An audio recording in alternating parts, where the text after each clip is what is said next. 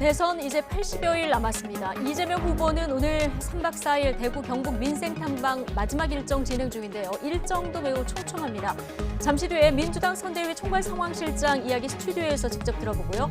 윤석열 후보는 잠시 뒤에 오세훈 시장과 함께 강북 재건축 현장을 방문하는데 현장 발언 들어오는 대로 전해드릴 예정입니다. 단계적 일상 회복 전환 이후 6주 사이 사망자는 4.8배, 위중증 환자는 2.5배 늘었습니다. 서울 지역 중환자 병상 가동률은 90%, 이미 포화 상태입니다. 실제 현장 상황은 어떤지 잠시 뒤 대한전공의 협의회장 직접 연결해 들어보겠습니다. 더 뉴스, 오늘의 주요 뉴스부터 정리해드립니다.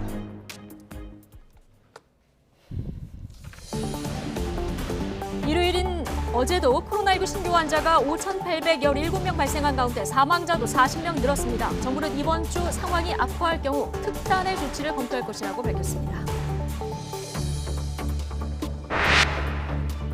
오미크론 변이 바이러스 감염자가 24명 늘어 누적 114명이 됐습니다. 강원에서도 첫 오미크론 감염 환자가 나왔고 전북에서 발생한 오미크론이 타 지역으로 확산한 것으로 확인돼 방역당국에 비상이 걸렸습니다.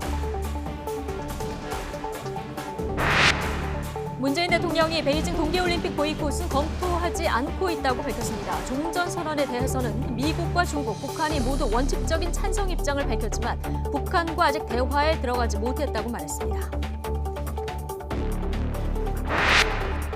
나흘째 TK 지역을 방문하고 있는 더불어민주당 이재명 후보에게 사드 배치에 반대하는 주민이 달걀을 던지는 일이 발생했습니다. 국민의힘 윤석열 후보는 서울 강북의 재건축 정비구역 현장을 방문해 부동산 정책 구상을 밝힐 것으로 보입니다. 우리나라 연간 수출액이 6,400억 달러를 넘겨 사상 최고치를 경신했습니다. 이달 들어서 10일까지 수출 금액도 195억 달러로 1년 전보다 20% 넘게 늘었습니다. 네, 월요일 더 뉴스 정치권 뉴스로 시작합니다. 이재명 더불어민주당 대선 후보가 대구 경북 순회 마지막 일정으로 성주와 포항을 찾으면서 바닥 민심 다지기에 나섰습니다. 윤석열 국민의힘 후보는 잠시 뒤 오세훈 서울시장과 재건축 현장을 방문해 주택정책 구상을 내놓을 예정입니다. 국회로 가보겠습니다. 최하영 기자. 네, 국회입니다. 네, 이재명 후보 3박 4일 대구 경북 순회 마지막 일정들 지금 소화 중인데 자, 그런데 오전에 경북 성주를 찾은 자리에서 달걀을 맞을 뻔한 일이 있었다고요? 네, 성주 특산물인 참외 모종 심기 체험에 나선 자리에서였습니다. 농장으로 들어가던 중 사드 배치에 반대하는 남성이 던진 달걀에 맞을 뻔한 건데요. 당시 상황 잠시 보시죠.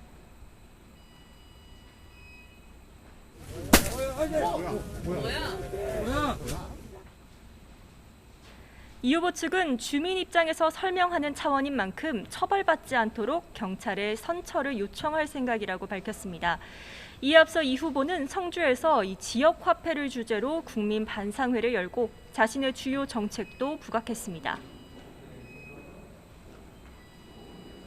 혼용할 필요가 있는데 우리나라는 돈 빌려주는 것만 주로 해가지고 소상공인들이 시간 지나면 다 파산하게 생겼습니다.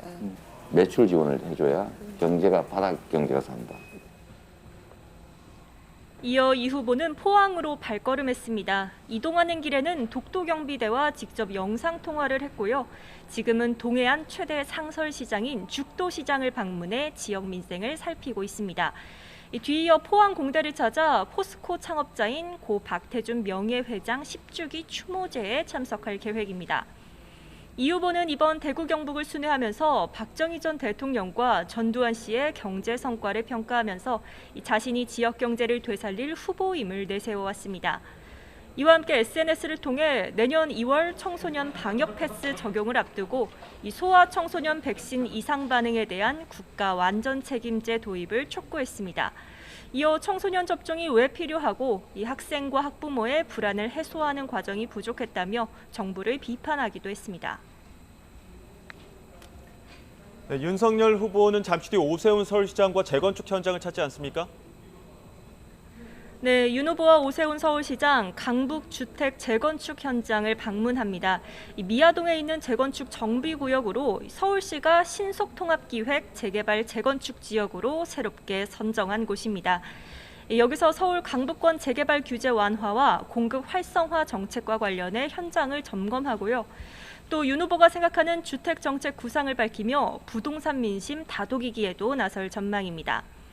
이에 앞서 윤 후보는 국회에서 중앙선대위 장애인본부의 전국 릴레이 정책 투어 출정식에 참석했습니다. 맞춤형 복지를 강조하면서 현장에 뛰어들어 대안을 찾아야 한다고 말했습니다. 책상에서 이것이 나오는 것이 아니고 현장에 가서 어려운 상황에 놓여 있는 분들을 직접 만나서 얘기를 들어보면 거기에서 정책이 나오고 답이 나오기 마련입니다. 이와 함께 윤 후보도 SNS를 통해 코로나19 상황에 대한 입장을 밝혔는데요. 방역 체계가 급격히 무너지고 있다며 문재인 정부의 코로나19 대응은 총체적 실패이고 국민 앞에 사과하라며 연일 비판했습니다. 이런 가운데 이준석 대표는 라디오 인터뷰에서 추경 추진을 두고 윤 후보와 김종인 총괄선대위원장 사이 엇박자 논란에 대한 생각을 내놨습니다. 이 후보가 얘기할 성격이 아니라는 김 위원장의 말이 옳다면서 문재인 정부의 확장 재정 하에서 조심스럽게 추진돼야 한다고 말했습니다. 지금까지 국회에서 전해드렸습니다. 네, 더불어민주당 이재명 대선 후보와 국민의힘 윤석열 후보의 지지율 차이가 1주 전보다 줄었다는 여론조사 결과가 잇따라 나왔습니다. TBS가 한국사회여론연구소에 의뢰해 지난 10일부터 11일까지 이틀 동안 전국 성인 1,004명을 대상으로 차기 대선 후보로 누굴 지지하는지 물었더니 윤석열 후보가 42%, 이재명 후보가 40.6%로 오차 범위 안에서 격차입니다. 일주일 전 조사보다 윤 후보는 0.8%포인트, 이 후보는 2.7%포인트 상승해 두 후보 간 차이는 다소 줄었습니다. 이어 안철수, 심상정, 김동연 후보 순이었습니다. 오마이뉴스 의뢰로 리얼미터도 지난 5일부터 10일까지 전국 성인 3,043명 대상으로 대선 후보 지지도를 조사했더니 윤석열 후보가 45.2%, 이재명 후보가 39.7%로 격차는 5.5%포인트였습니다. 오차 범위 밖으로 차이가 났지만 한 주 전보다 6.5%포인트보다 다소 줄었습니다. 뒤이어 심상정, 안철수 후보 순이었습니다. 한국사회여론연구소와 리얼미터 조사는 95% 신뢰 수준의 후보 오차가 각각 플러스 마이너스 3.1%포인트, 플러스 마이너스 1.8%포인트고 자세한 내용은 중앙선거 여론조사심의위원회 홈페이지에서 확인할 수 있습니다. 네, 문재인 대통령이 베이징 올림픽 외교적 보이콧과 관련해서 검토하고 있지 않다면서 직접 입장을 밝혔습니다. 네, 보이콧 동참을 선언한 호주를 방문하는 자리에서 나온 얘기인데요. 호주 순방을 동행 취재하고 있는 YTN 취재기자 직접 연결해서 자세한 소식 알아보겠습니다. 홍선기 기자.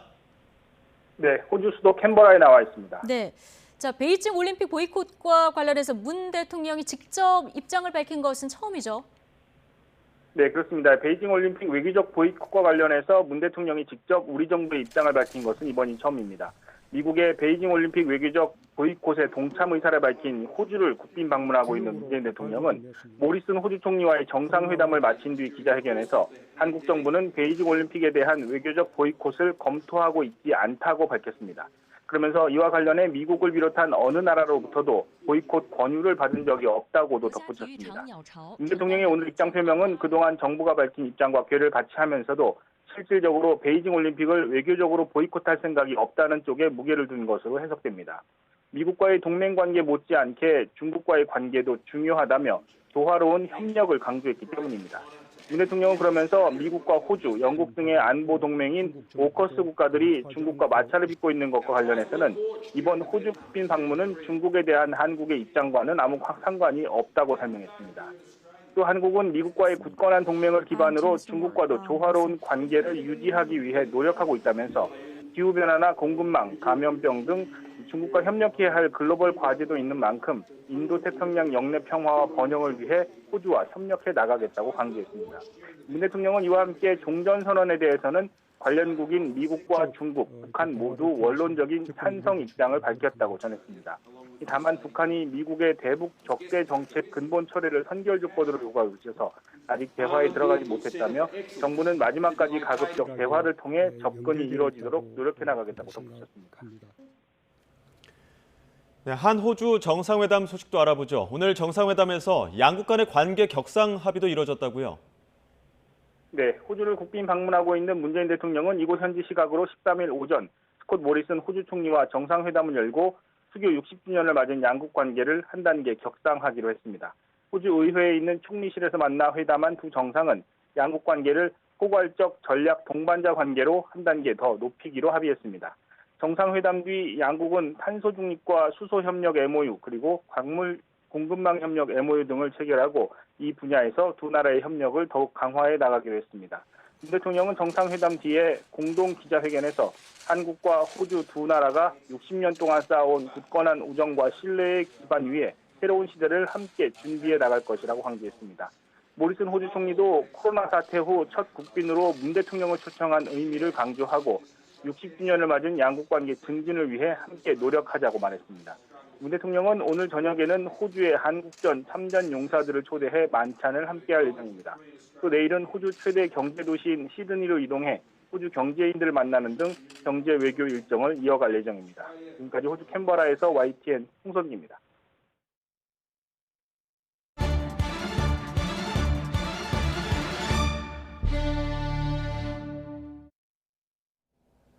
코로나19 신규 확진자 수가 휴일임에도 불구하고 5천 명대 후반으로 집계되면서 일요일 발생 기준 최다를 기록했습니다. 정부는 이번 주 유행 상황이 악화할 경우 특단의 조치를 검토하겠다고 거듭 밝혔습니다. 취재 기자 연결합니다. 개훈희 기자. 네, 개훈입니다. 네, 매주 지금 확산세가 거세지고 있는데요. 정부가 상황에 따라서 특단의 조치도 검토하겠다 이렇게 밝혔죠? 네, 정부는 코로나19 유행 상황이 더 악화할 경우 특단의 조치, 즉 강화된 추가 방역 대책을 내놓겠다고 강조하고 있습니다. 권덕철 중대본 1차장은 현재 코로나19 확산세가 지속될 경우 기존 대응 여력으로 도저히 감당이 안 되는 비상 상황이 올 수 있다고 경고했습니다. 그러면서 위기 상황의 반전이 어렵다고 판단될 경우 방역 대책을 강화할 수밖에 없다며 방역 패스의 철저한 시행과 백신 3차 접종 참여를 강조했습니다. 권 차장은 오늘부터 방역 패스가 확대 강화되는 것과 관련해 방역 패스는 감염 위험이 높은 시설에서 미접종자와 공동체의 안전을 지키기 위한 최소한의 수단이라고 강조하고 청소년 방역 패스에 대해서도 불편과 부담이 최소화될 수 있도록 개선하겠다고 밝혔습니다. 손영래 중앙사고수습본부 사회전략반장도 의료 대응 여력이 더 악화할 경우 사회적 대응을 강화하는 방향으로 특단의 조치를 검토할 것이라고 밝혔습니다. 하지만 구체적인 조치와 관련해서는 논의를 거쳐 결정해야 하는 사안이라 확정되지 않은 후보안을 설명하긴 어렵다고 덧붙였습니다. 네, 코로나19 신규 확진자 수는 오늘도 6천 명대에 육박했죠? 네, 신규 환자는 5,817명이 나왔습니다.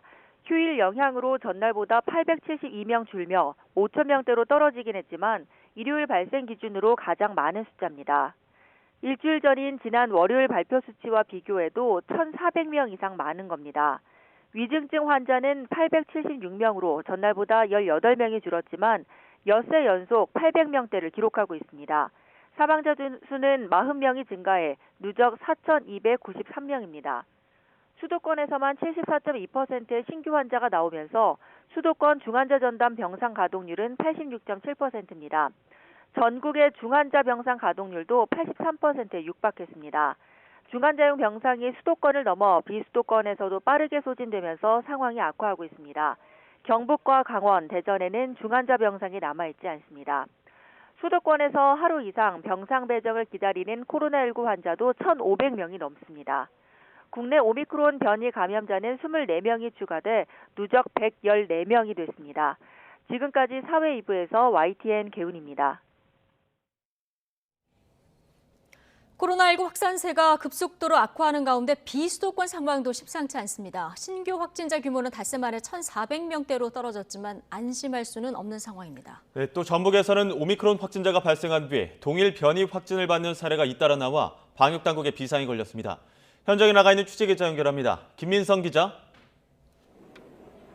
네, 전북 전주 화산체육관 선별진료소에 나와 있습니다. 네, 자 전북에서 시작한 오미크론 변이 확산세 심상치 않다고요? 네, 그렇습니다. 부득이하지만 이해를 돕기 위해 전북발 오미크론 확진 이렇게 칭하겠습니다. 어제 오전 0시 기준 관련 확진자는 모두 8명입니다. 이 밖에 역학적 연관성을 띤 코로나19 확진자도 31명 더 있어서 오미크론 확산 규모는 더 늘어날 가능성이 큽니다. 질병관리청이 낸 보도자료에는 오늘 0시 기준 오미크론 국내 감염자가 21명 늘어 8명이 됐다고 적혀 있는데요. 이 가운데 전북발 확진자가 몇 명 들어 있는지 그 정확한 정보는 잠시 후 오후 2시 10분에 다시 발표될 예정입니다. 우선 전라남도는 한평 어린이집 관련자가 3명 나왔다고 했고 전라북도는 엠바고를 이유로 구체적인 수치를 아직 밝히진 않은 상태입니다. 전파 과정을 설명해 드리면요. 먼저 지난 10일 아프가니스탄 국적의 30대 유학생이 오미크론 변이 확진 판정을 받았습니다. 지난달 25일 이란에서 입국할 때는 음성 판정을 받았는데 이후 격리 해제 전 검사에서 확진됐습니다. 이 유학생은 완주에 사는 가족의 집에서 자가 격리 중이었습니다. 함께 지내던 가족 4명 중 3명이 이어서 오미크론에 감염됐고 가족 중 1명이 다니던 어린이집에서도 종사자 1명이 확진됐습니다. 이후 이 어린이집을 다니던 다른 원생 가족의 서울 가족 모임을 거쳐 전남 한평 어린이집으로까지 번져 3명이 오미크론 변이에 추가 확진됐습니다. 강원도에서도 해외 입국자가 오미크론 변이 확진 판정을 받았습니다. 강원도 방역당국은 지난 7일 아프리카 콩고에서 입국한 69살 남성이 어제 오미크론 변이 확진자로 확인됐다고 밝혔습니다. 강원도 정선 출신인 이 남성은 입국 후 바로 자가격리됐기 때문에 접촉자는 없는 상태입니다. 네, 오미크론 확산 외에 비수도권 전체 확산세는 어떻습니까? 1,600명대를 유지하던 비수도권 확진자는 닷새 만에 1,400명대로 살짝 내려앉았습니다. 그러나 이는 휴일 검사자 수가 적어지면서 벌어진 일로 해석됩니다. 부산은 239명으로 어제 역시 전국 시도 가운데 가장 많은 확진자를 냈습니다. 이들 중 약 80% 정도가 감염 경로가 불분명한 환자들입니다. 서구 교회와 사하구 음악학원, 수영구 종합병원 등 기존 집단 감염 사례에서도 추가 확진자가 나왔습니다. 두 번째는 214명을 기록한 경남입니다. 지역별로 창원이 59명으로 가장 많았고 양산 57명, 김해 39명, 진주 27명 순입니다. 신규 확진자는 어린이집과 학원, 목욕장 등 다중이용시설에서 산발적으로 발생했습니다. 또 충남 홍성교도소에서 코로나19 집단 감염이 발생하면서 구속 피고인 재판도 모두 연기됐습니다. 홍성교도소에서는 지난 1일 신입 수용자 1명이 확진된 후 벌인 전수검사에서 수용자 25명과 직원 3명이 추가로 양성 판정을 받았습니다. 이 밖에 대구, 강원, 충남, 경북 등 모두 6개 시도에서 세 자릿수 확진자가 나왔습니다. 지금까지 전주 화산체육관 선별진료소에서 YTN 김민성입니다. 네, 오늘부터 접종 완료 후 3개월이 지난 성인은 3차 접종 사전 예약을 할 수 있습니다. 식당이나 카페엔 방역 패스가 본격적으로 도입됐는데 이용자가 급격히 늘면서 서버 과부하로 추정되는 오류가 발생해 복구 작업을 진행하고 있습니다. 자세한 내용 민간 위탁 의료기관에 나가 있는 취재기자 연결해 알아보겠습니다. 황보혜경 기자. 네, 서울 마포구에 있는 내과에 나와 있습니다. 네, 3차 접종 일정이 본격 시작됐는데요. 그곳에서도 지금 추가 접종이 진행되고 있는 거죠? 네, 이곳 병원에는 오전에만 40여 명이 찾아서 백신을 맞았습니다. 사전에 예약한 접종자도 있었지만 당일에 직접 병원을 찾아 잔여 백신을 맞은 사람들도 절반 가까이 됐습니다. 처음 접종을 받는 청소년도 간혹 눈에 띄었지만 대부분은 기본 접종을 마친 3차 접종자였는데요. 앞으로는 기본 접종을 마치고 3개월이 지난 18살 이상 성인이라면 추가 접종을 받을 수 있습니다. 대상자의 경우 문자로 개별 안내를 받게 되는데 코로나19 예방접종 사전 예약 홈페이지에 들어가 예약하면 됩니다. 사전 예약하면 이틀 뒤부터, 즉 오늘 예약을 하면 오는 15일부터 접종받을 수 있습니다. 이미 추가 접종을 예약한 경우 취소하고 다시 예약할 수 있고 60살 이상 고령층은 예약 없이도 의료기관에 방문한 당일 접종이 가능합니다. 올해 백신을 맞은 지 3개월이 된 사람은 2,641만 명으로 방역당국은 이에 맞춰 백신 물량을 충분히 확보했다고 밝혔습니다. 네, 오늘부터 식당이나 카페에선 방역 패스 적용이 시작됐는데 혼선도 잇따랐다고요. 네, 오늘부터 이 다중이용시설의 방역 패스가 확대 적용되면서 QR코드 등 전자출입증 사용이 의무화됐는데요. 그런데 정오 무렵 이 QR코드 접속이 제대로 되지 않아서 점심 식사를 못했거나 영업에 지장을 봤다는 자영업자들의 제보가 잇따랐습니다. 저 역시도 접종증명서 불러오기를 여러 번 시도했지만 번번이 실패했는데요. 방역당국은 서버 과부하로 인한 오류로 보인다며 복구 작업과 정확한 원인 파악에 나섰다고 밝혔습니다. 오늘부터 식당이나 카페 등의 방역 패스 적용이 본격 시작되면서 사용자가 급증한 탓으로 보이는데요. 방역 패스는 기존의 유흥시설이나 노래방 등에만 적용됐다가 학원과 PC방, 스터디 카페, 영화관 등으로 대폭 확대됐습니다. QR코드를 찍었을 때 접종 완료 후 14일이 지났다는 알림이 뜨거나 48시간 내 PCR 음성 확인서를 내야 이들 시설을 이용할 수 있습니다. 이를 어기면 이용자는 10만 원, 운영자는 300만 원 이하의 과태료가 부과되고 반복해서 지침을 어기면 시설 폐쇄 명령까지 받을 수 있습니다. 방역당국은 3차 접종 간격은 3개월로 단축되지만 방역 패스 유효 기간은 6개월로 유지한다고 밝혔습니다. 지금까지 마포구 내과에서 YTN 황보혜경입니다.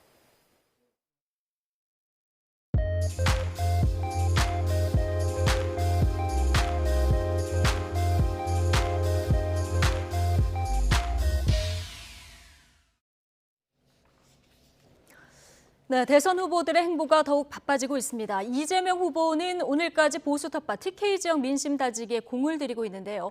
여야 할 것 없이 이념을 뛰어넘는 외연 확장과 중도 공략이 화두인 것 같습니다. 오늘은 서영교 더불어민주당 선대위 총괄상황실장 모시고 이재명 후보 선거 전략 확인해 보겠습니다. 어서 오십시오. 예, 안녕하세요. 서영교입니다. 네, 자 이재명 후보 주말마다 민심 들으러 메타버스 행보를 이어가고 있는데요. 3박 4일 동안 지금 보수 텃밭은 대구 경북 일정을 이어가고 있습니다. 오늘도 좀 진행 중인 것으로 저희가 앞서 보도를 해드렸는데 어제 일부 일정 동행하시고 좀 올라오셨다고요? 예, 어제 예천시장에서 후보 일정이 있었고요. 그리고 문경과 상주에서 일정이 있었습니다. 그 예천, 문경, 상주 모든 일정을 다 같이 다녀왔고요. 제가 이제 경북 상주 출신입니다. 그래서 서영교가 총괄상황실장이기도 하지만 문경 상주 출신이고 또 김주영 의원이 문경 상주 출신입니다.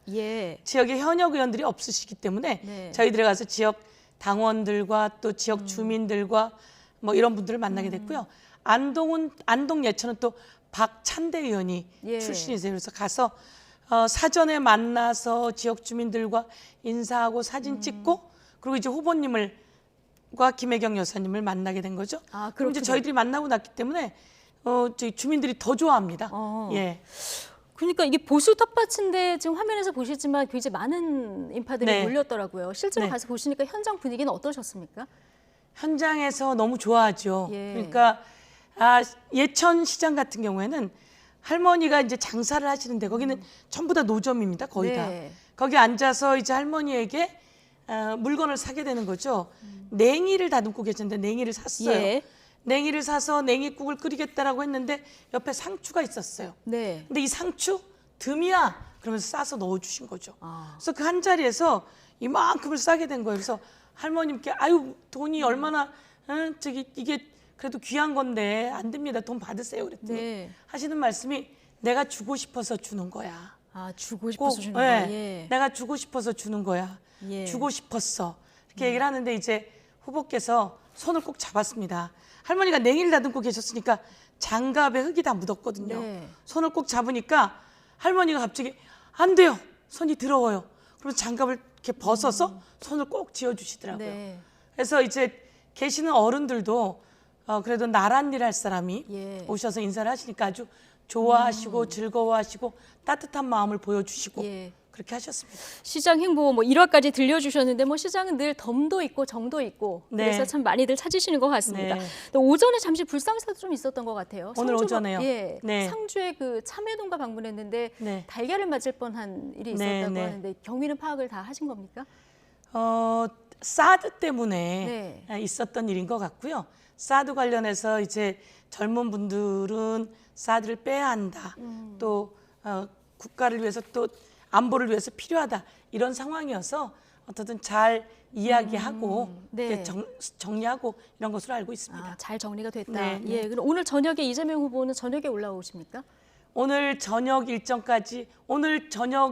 중에 포항의 죽도시장 거기까지 가고 그다음 일정하고 이렇게 올라오는 것으로 되어 있습니다. 꽉 채워서 일정을 소화하고 꽉 채워서 하십니다. 올라오시는군요. 자, 이재명 후보 대구 경북 방문 일정을 소화하면서 전직 대통령 공과에 대해서 거침없는 평가 발언도 내놓았는데요. 자, 그런데 이 가운데 전두환이 삼저 호황을 잘 활용해서 경제가 잘 움직이게 한 것은 성과다. 자, 이 발언이 도마 위에 올랐습니다. 오늘 아침 정치권에서 나온 이야기 잠시 듣고 오시죠. 후보의 그 발언에 대해서는 긍정적으로 평가를 하고 싶은데요. 네. 왜냐하면은 역사를 균형되게 봐야 되지 않겠습니까? 대구 경북에서 전두환, 박정희 전 대통령에 대한 평가가 네. 또 일반 국민들의 평가가 틀리지 않습니까? 그래서 네. 이런 역사적인 인식의 지역적 차이를 이번 이재명 후보 발언을 계기로 좀 좁히는 계기가 되었다. 참 보기에 딱한 부분도 있습니다. 왜냐하면 이런 전두환 전 대통령에 대한 재평가를 TK에서 한다고 해가지고 TK 지역의 민심이 저는 이재명 후보를 향하거나 이러진 않을 거라 이렇게 봅니다. 오히려 이재명 후보에게 기대하는 바가 있다면은 좀 더 대구 경북이나 이런 그 지방의 문제를 세밀하게 들여다보고 그에 대한 해결점을 제시하고 그리고 논쟁적인 사안에 대해 가지고 본인의 입장을 정확히 정리하는 것이 중요하다 이렇게 생각합니다. 알겠습니다. 네.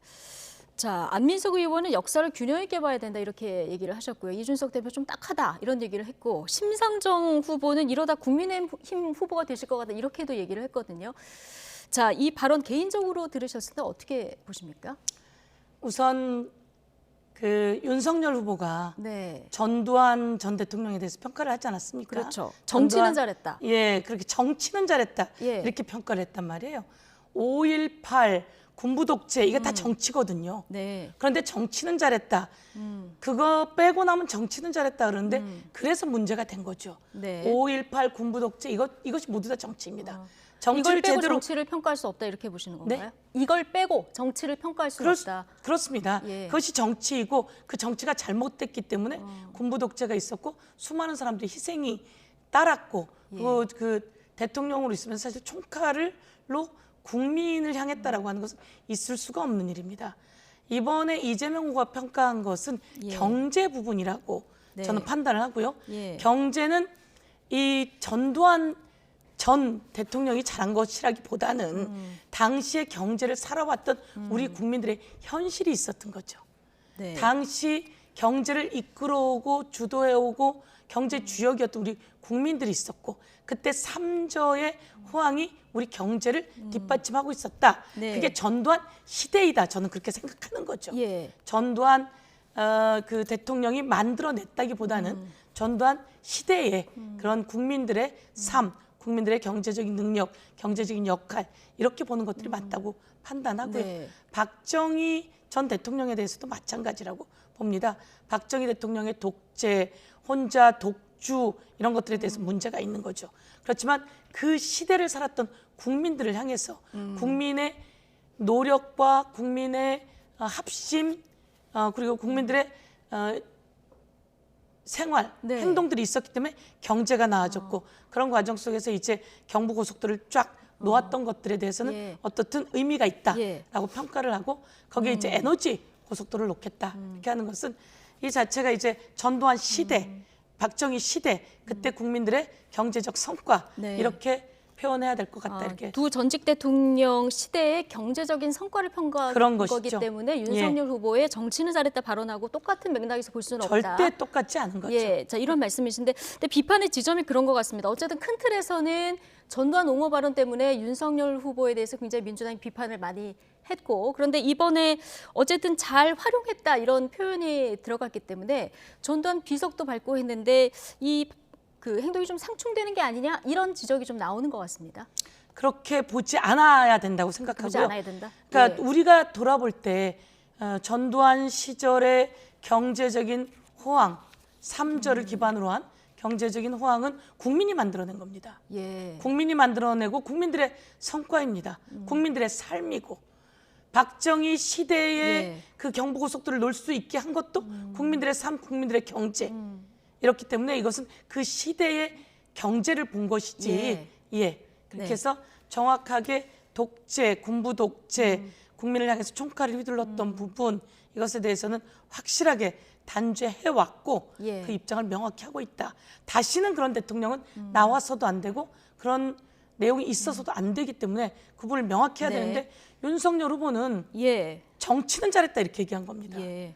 5.18 그리고 군부 독재가 모두 다 정치이죠. 제가 이제 전두환 시절에 사실은 학생 운동을 하다가 감옥에도 가고 물고문도 당했습니다. 이게 네. 그 정치입니다.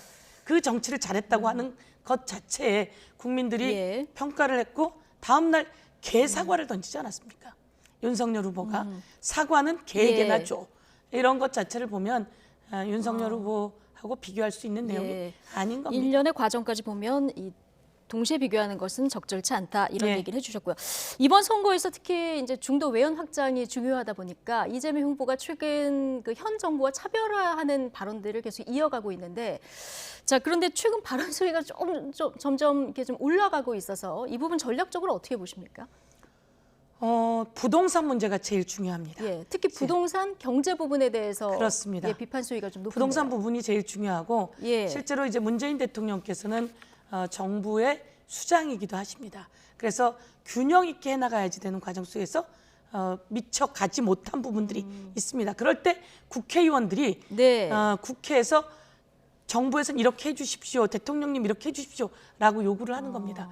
이재명 후보가 말씀하시는 내용들을 보면 더불어민주당이 국회에서 요구한 것과 비슷한 맥락이라고 보시면 될 것 같습니다. 그래서 부동산에 대해서는 명확히 공급을 중심으로 해나가고 예. 그리고 세금을 많이 걷어들이는 것이 중요한 것이 아니라 공급이 될 수 있게 풀어주고 그리고 국민이 이것은 주거용이지 투기용이 아니다. 투기를 할 때는 확실하게 단죄할 수 있게 해주고 현장에서 답이 있다 이렇게 예. 되는 것 같은데요. 네. 민생 현답, 민생은 현장에 답이 있다. 현장에 있었던 얘기가 합리적이라고 판단될 때 우리 이재명 후보가 정책 공부하고 충분히 이야기했어.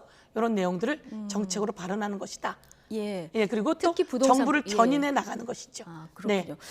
근데 이 부동산뿐만 아니라 코로나 대응도 뭐 정부가 마스크 한 장을 줬냐 이런 발언도 나왔기 때문에 당내 이제 친문 의원들 경우 내심 좀 불편한 발언들이 있지 않을까 싶기도 한데 당내 분위기는 어떻습니까? 당내의 친문, 비문 뭐 이런 거 이렇게 따질 필요가 없고요. 예.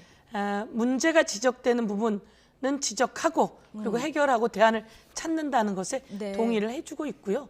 그리고 또 친문 중에 윤건영 의원 같은 경우가 사실은 저희가 그런 거 하지 말아야 되는데 네. 대표적인 친문이기도 하잖아요. 예. 윤건영 의원이 정무실장으로 와 있습니다. 그래서 오히려 그 중간에 해야 될 조정들을 다 잘해주고 있고요. 이 부분은 그전에 했던 것에서 벗어나고 있지 못하는 거니까 후보가 오히려 말씀을 하셔서 견인해내는 것이 네. 필요하지 않겠나 이렇게 얘기를 하는 거고요. 후보가 방역 관련해서는 예. 이렇게 방역을 잘할 수 없다. 대한민국 방역이 최고다.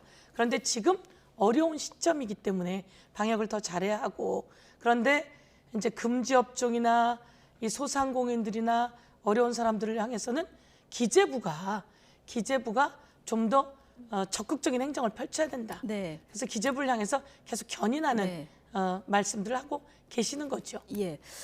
자, 어쨌든 이재명 후보 지금 후보 중심으로 지금 일정들을 이어가고 있는 상황인데 최근 발표된 여론조사, 특히 오늘 아침에 나온 두 여론조사를 보면 윤석열, 이재명, 윤석열 두 후보 간의 격차가 좀 좁혀졌거든요. 네네. 이 여론 추이를 이게 좁혀진 원인 지난 한 주 동안 어떤 이유가 가장 크다고 보십니까? 이재명 후보는 계속 조금씩 올라가고 있습니다. 예. 꾸준히 올라가고 있고요.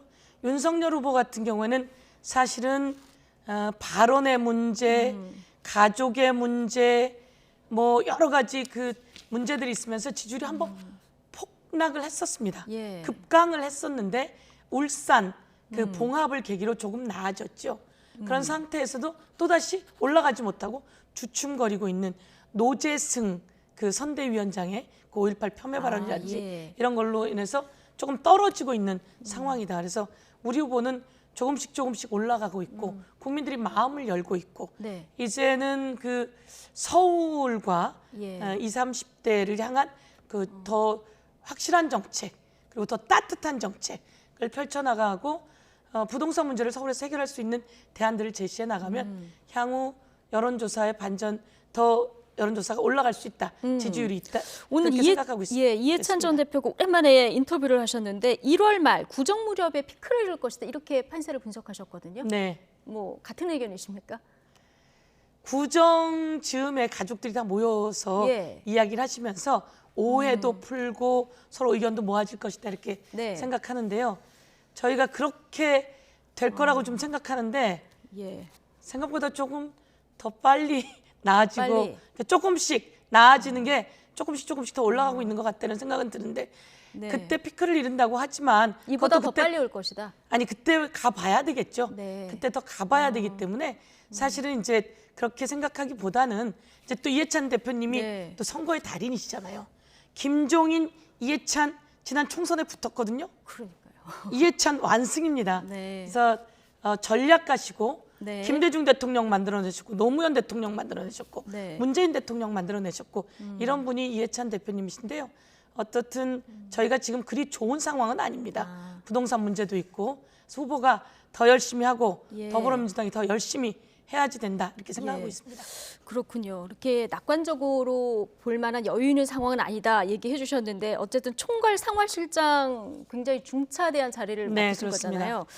자, 민주당 선대위가 이제 후보 중심으로 재편을 했습니다. 조직을 좀 슬림화했고요. 좀 기민하게 움직인다는 취지였는데 그러다 보니까 너무 뭐 장단점이 있겠습니다만 후보 개인계에 의존한다 이런 얘기도 나오고 지금 169석이죠.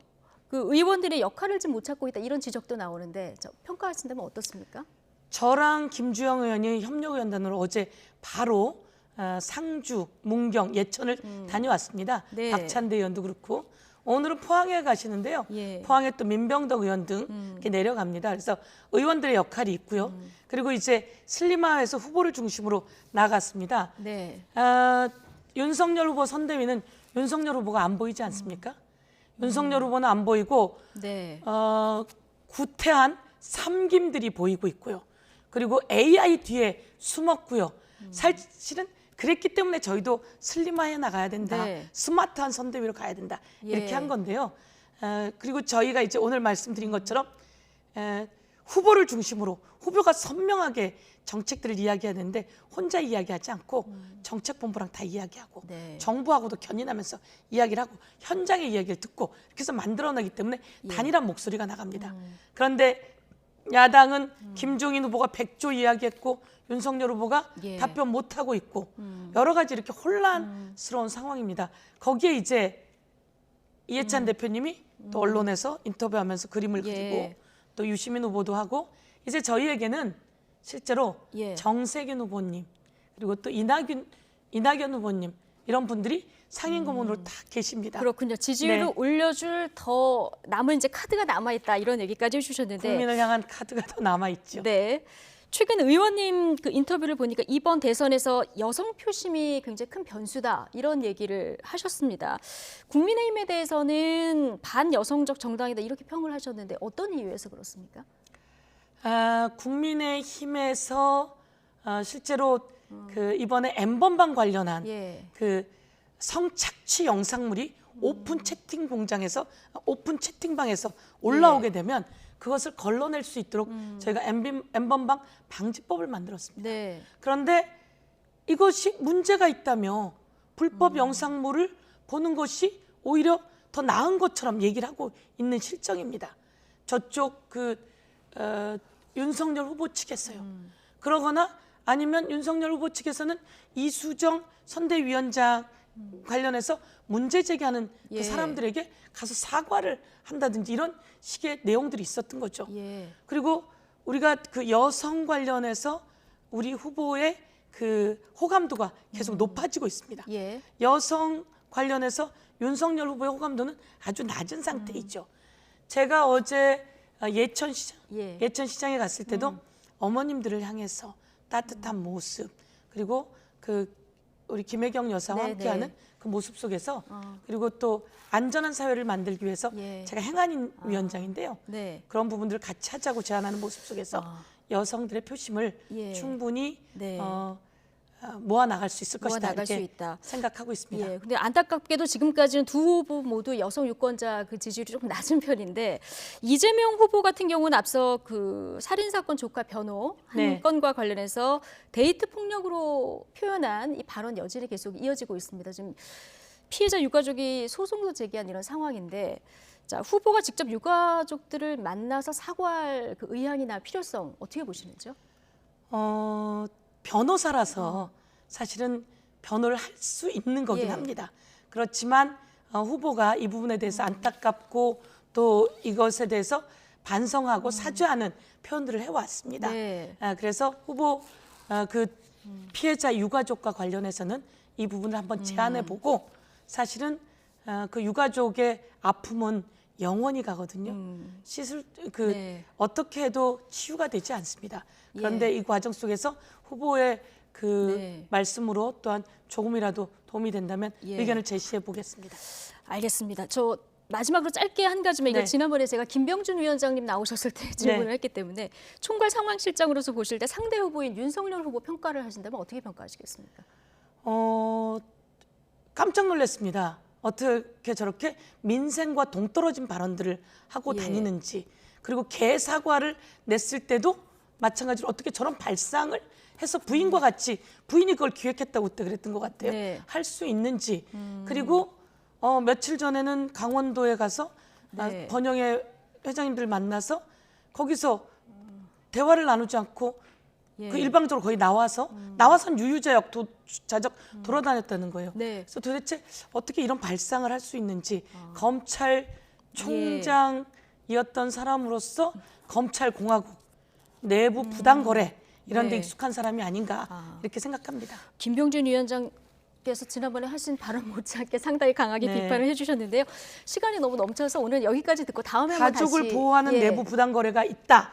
이게 지금 가장 큰 문제라고 봅니다. 그렇군요. 자신들의 가족, 김건희 씨, 최은순 씨 이런 분들을 보호하는 내부 부당거래가 있지 않아야 될 것이다. 이 부당거래란 표현을 쓰셨는데요. 관련해서는 다음에 한번 더 의견을 좀 얘기를 듣도록 하겠습니다. 그런 게 있지 않았어야 된다. 하고 그런 부분들에 대해서 해명 또한 요구하고 있는 실정입니다. 알겠습니다. 지금까지 서영교 더불어민주당 선대위 총괄 상황실장이었습니다. 오늘 고맙습니다. 예, 감사합니다.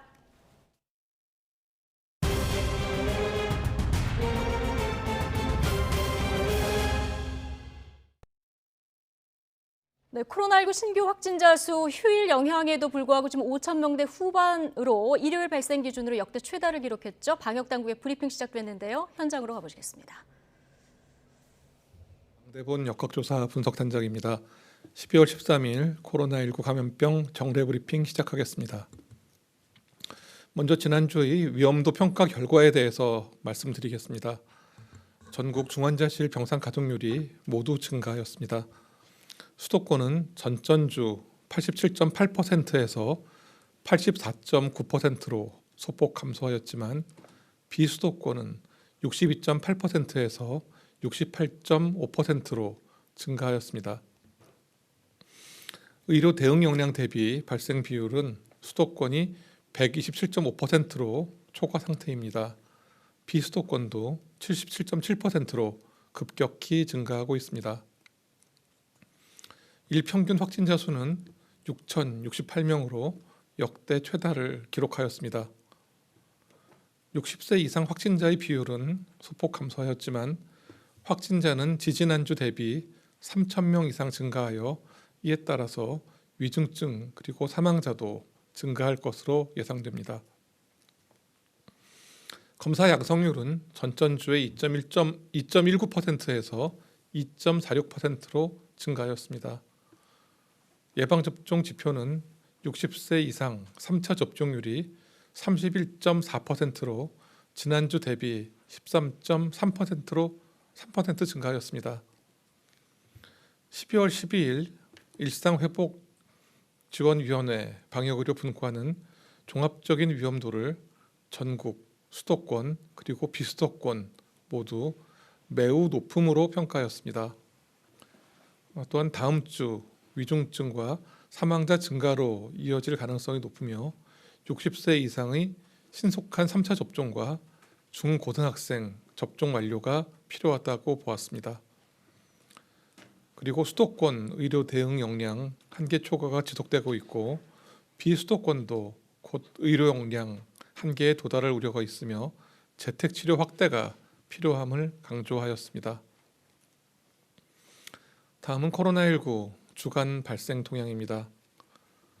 12월 2주 재원 중인 위중증 환자 수는 60대 이상이 672명, 40에서 50대가 108명, 30대 이하가 27명이었습니다. 사망자 수는 60대 이상이 380명으로 가장 많았고 40에서 50대가 18명, 30대 이하가 3명이었습니다.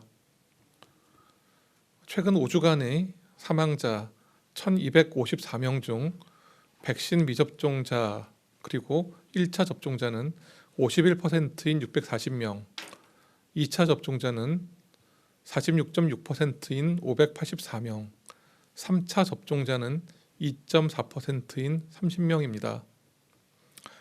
60대 이상 연령 중 미접종 또는 1차 접종만을 받으신 분들은 7.5%에 불과하나 한 주간 전체 사망의 절반이 여기서 발생하는 안타까운 일들이 이어지고 있습니다. 최근 1주간 코로나19 국내 발생 신규 환자는 일평균 6,068명으로 전주 대비해서 38.2% 증가하여 확산세가 지속되고 있습니다. 주간 감염 재생산 지수는 전국 1.23으로 유행 상황이 지속되고 있으며 수도권이 1.2, 비수도권은 1.31입니다. 전주 대비해서 모든 연령군에서 일평균 발생률이 증가하였고 19세 이하와 60대 이상 연령군에서 지속적으로 높은 발생률을 보이고 있습니다. 60대 이상 연령군의 11월 2주 대비 10만 명당 일평균 발생률은 5.7명에서 16.3명으로 증가하였고 전체 확진자의 35%를 차지하는 비중입니다. 학령기 연령군의 인구 10만 명당 발생률은 전전주 10.2명에서 15명으로 약 1.5배 높아졌고 특히 15세 이하 연령군의 경우에는 16.7명으로 높은 발생률을 보이고 있습니다.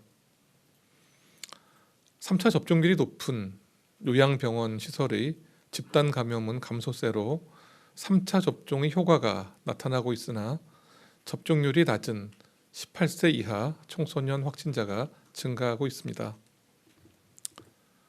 12월 11일 기준으로 변이 바이러스의 국내 감염 및 해외 유입 사례는 델타형 변이가 국내 98.9%, 국외 94.7%이고 오미크론형 변이가 66건 확인되었습니다.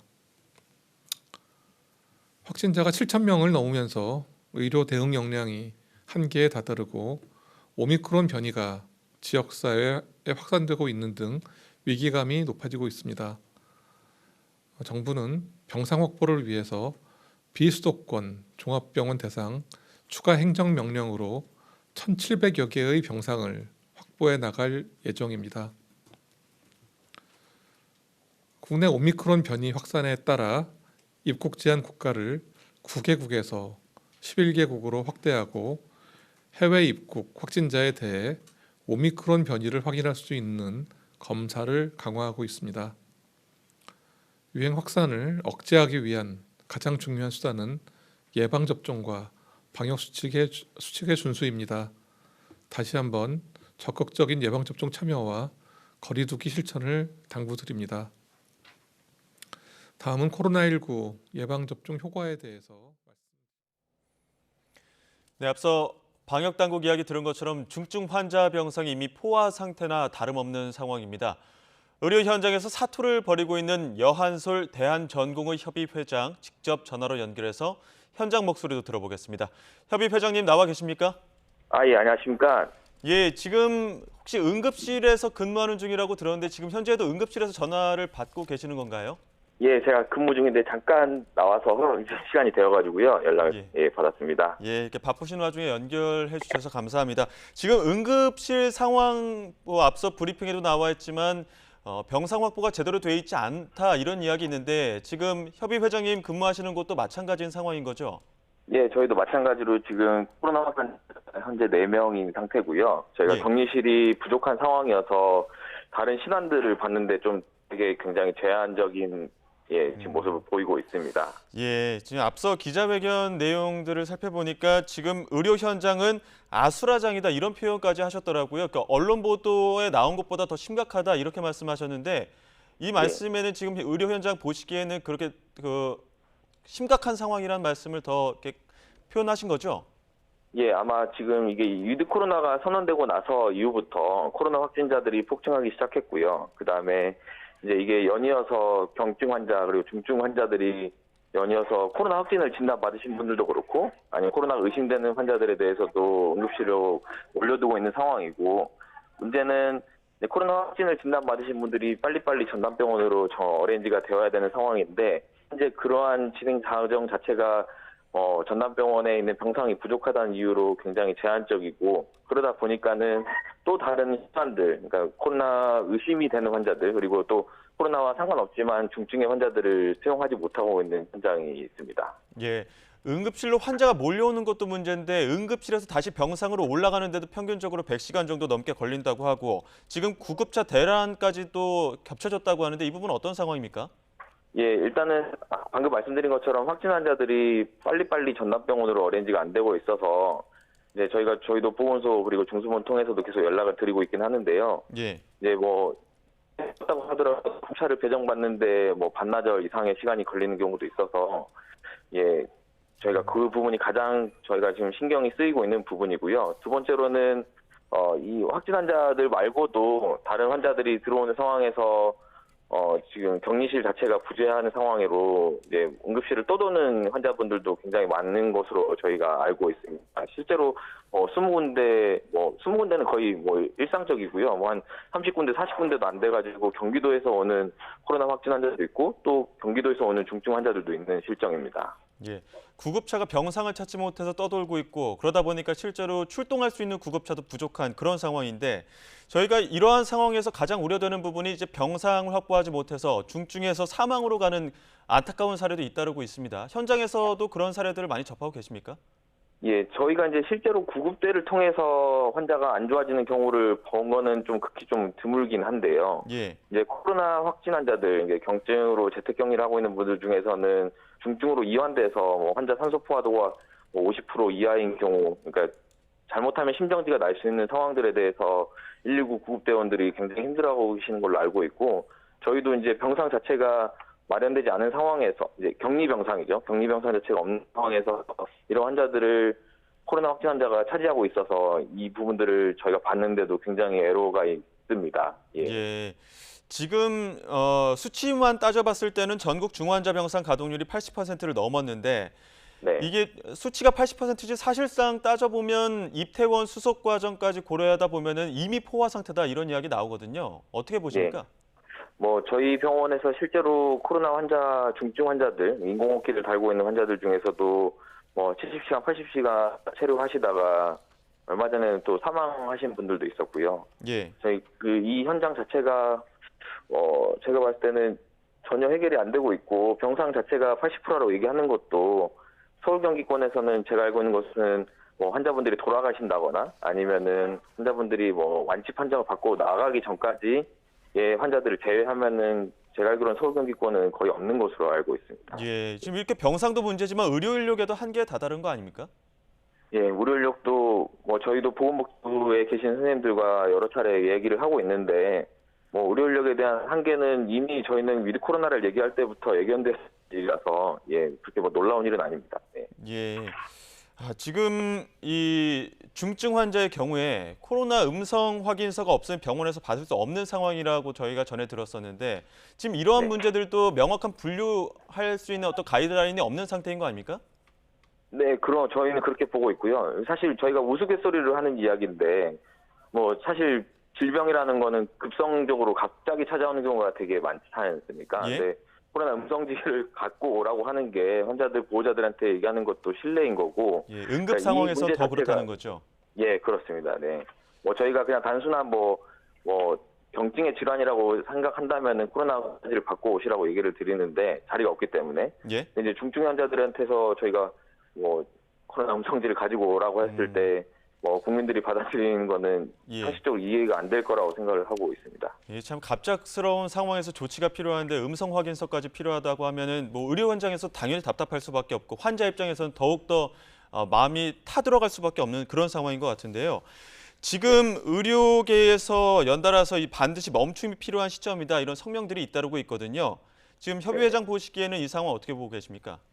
멈춤이라고 하는 게 혹시 어떤 말씀이신지? 예, 그러니까 예전에 그 사회적 거리두기 그리고 영업시간 제한이나 뭐 모임 인원 제한 이런 조금 더 방역의 강화가 필요하다 이런 이야기가 나오고 있거든요.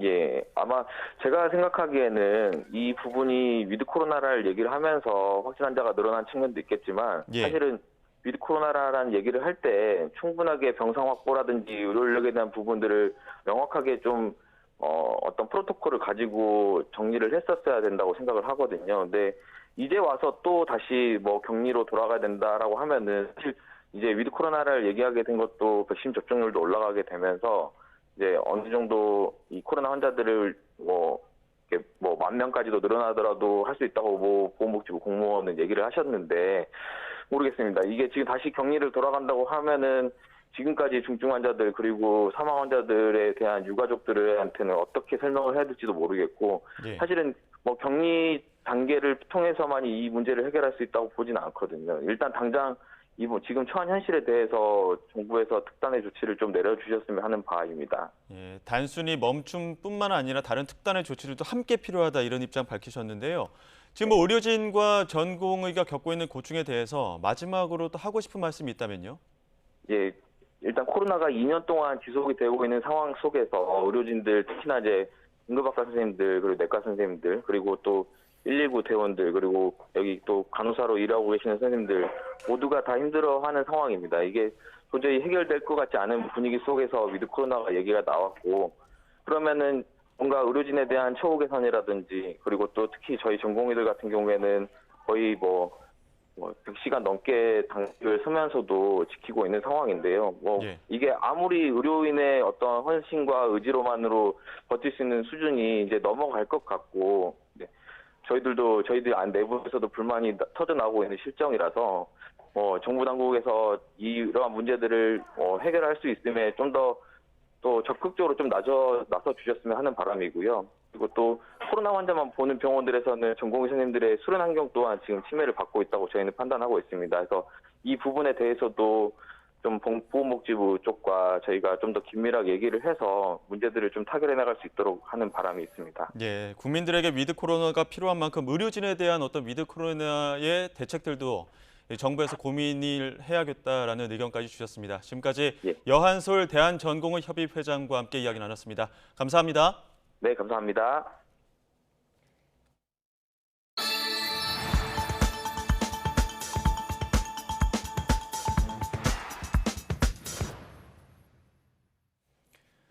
미국 중부 토네이도의 위력에 날아간 가족 사진이 240km나 떨어진 곳에서 발견됐습니다. 1942년 촬영된 것으로 보이는 흑백 사진인데 어떤 사연인지 주수연 기자가 보도합니다. 줄무늬 원피스를 입은 젊은 여성이 방긋 웃는 어린아이를 안고 있습니다. 사진 뒷면에는 고운 필기체로 거티 스바첼과 제이디 스바첼 1942라고 적혀 있습니다. 미국 중부 인디애나주 뉴얼버니에 사는 케이티 포스턴 씨가 자신의 차 창문에서 발견했다며 SNS에 올린 사진입니다. 주인을 찾을 수 있길 바랍니다라는 글을 함께 올렸는데 얼마 지나지 않아 제보가 등장했습니다. 뉴얼버니에서 240km 정도 떨어진 켄터키주 도슨 스프링스에 사는 콜 스바첼이 이 사진의 주인인 것 같다는 글이 올라온 겁니다. 이어 스바첼 본인도 해당 게시물에 댓글을 달아 그렇게 멀리 날아갔다니 놀랍다. 우리 조부모님의 사진이다라고 확인했습니다. 그러면서 이번 주 중 포스턴을 만나 사진을 찾아올 예정이라고 말했습니다. 처참한 재난 현장 속에 살아남은 옛 가족 사진 한 장이 잔잔한 감동을 선사하고 있습니다. YTN 조수연입니다. 네, 민주당 이재명 대선 후보 선대위의 정책본부장인 윤호덕 의원은 다주택자에 대한 양도세 중과를 한시적으로 유예하자는 이 후보의 제안을 놓고 오늘부터 당과 협의하겠다고 밝혔습니다. 윤 본부장은 오늘 여의도 민주당사에서 당정 간 정책 혼선이 불거지거나 당 정책 일관성이 떨어지는 것 아니냐는 취재진의 질문에 이같이 답했습니다. 앞서 다주택자에 대한 양도세 중과 법안을 처리할 때 담당 상임위원회 위원장을 맡았던 만큼 세제 강화 당시 주택시장 상황과 정책 목표를 잘 알고 있다면서 중과 유예에 대한 의견은 당내에서 다양할 것이라고 설명했습니다. 더불어민주당 진성준 의원은 이재명 대선 후보가 제안한 다주택자 양도소득세 중과 1년 유예에 대해 후보의 구상이며 개인적으로는 양도세 완화에 동의하지 않는다고 밝혔습니다. 진 의원은 오늘 KBS 라디오 인터뷰에서 집을 팔아 불로소득을 얻었으면 상응하는 세금을 내는 게 조세 정의에 부합하는 일이라며 이같이 말했습니다. 진 의원은 국회에서 기자들과 만난 자리에서도 다주택자의 양도세를 완화해줘도 매물이 많이 출현하지 않을 거라고 주장했습니다. 네, 오늘 한국과 호주가 방위산업협력에 관한 양해각서를 체결했는데요. 호주 수출에 성공한 국산 K9 자주포는 이미 7개 나라에서 1,700여 문이 운영되면서 세계 자주포 시장의 50%를 점유하고 있습니다. 영미권 정보동맹 파이브 아이즈에 속하는 호주의 높은 문턱을 넘은 만큼 이젠 선진국 시장도 노릴 수 있게 됐습니다. 보도에 이승윤 기자입니다. 연평도 포격전의 주역인 K9 자주포. 최대 사거리는 40km이고 15초 안에 첫 세 발을 발사할 수 있는 신속 대응 능력을 자랑합니다. 1000마력의 디젤 엔진을 탑재해 산악과 설원, 정글, 사막에서 최대 시속 67km로 달릴 수 있는 기동성도 갖추고 있어 멀리서 적을 타격하고 신속히 이동해 다시 사격하는 치고 빠지기 전술에 최적화되어 있습니다. 이 같은 강점과 실전 경험으로 세계 시장에서 전통의 강호인 독일의 판처 하우비처 2000과 프랑스 세자르와의 경쟁에서 앞설 수 있었습니다. K9 자주포는 터키와 폴란드, 인도, 핀란드, 노르웨이 등에 수출돼 세계 자주포 시장의 50%를 점유하고 있습니다. 이번에 영미권 정보동맹 파이브 아이즈의 일원인 호주의 높은 문턱을 넘어섬으로써 미국과 영국 등 선진 시장으로의 수출도 기대할 수 있게 됐다는 의미가 있습니다. 우리 K9 자주포는 장비 설계 단계부터 우리가 독자적으로 개발을 했고 또 다양한 환경에서 운영할 수 있는 그런 높은 신뢰성을 가지고 있습니다. 특히 호주에 수출되는 개량형인 K9A1은 주 엔진 가동 없이도 임무 수행이 가능하고 자동 사격 통제 장치의 성능도 향상됐습니다. 앞으로 개발될 예정인 K9A2 자주포는 원격 기동과 사거리 연장, 포탄 자동 장전 기능은 물론이고 유인 무인 운용 복합 기능도 갖추게 될 전망입니다. YTN 이승윤입니다. 오늘 아침은 올겨울 들어 가장 추웠습니다. 한낮인 지금도 찬바람이 불며 체감온도가 영하권에 머물고 있는데요. 다행히 추위는 내일부터 다시 누그러지겠고요. 내일은 예년 기온을 웃돌며 큰 추위는 없겠습니다. 오늘은 맑은 하늘이 함께하고 있지만 내일은 하늘빛이 점차 흐려지겠습니다. 밤부터는 수도권과 강원 지방에 빗방울이 떨어지거나 눈이 날리는 곳도 있겠습니다. 내일 아침 기온은 오늘보다 1도에서 5도가량이 높겠는데요. 서울의 아침 기온이 영하 1도, 대전은 영하 2도, 부산은 0도로 출발하겠고요. 낮 기온도 오늘보다 3도에서 6도가량이 높아져서 예년 기온을 크게 웃돌겠습니다. 서울의 한낮 기온은 7도, 대전은 8도, 부산은 10도를 보이겠습니다. 주 중반 곳곳에 비가 내린 뒤에는 기온이 다시 내림세를 보이겠고요. 주말에는 오늘보다 더 추운 날씨가 찾아올 전망입니다. 지금까지 날씨 정보였습니다.